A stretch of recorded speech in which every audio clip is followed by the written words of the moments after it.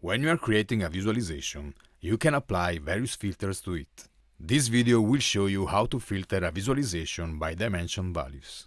First, create a visualization by dragging sales as a measure and city as a dimension. Use a pie chart to better visualize the data. The goal is to visualize sales by city limited to the region Spain.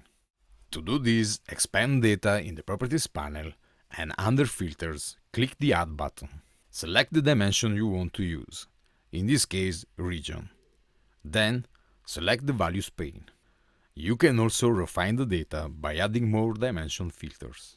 Add product type and, as a value, select vegetables. Now the visualization is filtered by the region Spain and the product type vegetables. Go to the Appearance section and, under Presentation, select the Donut Chart mode.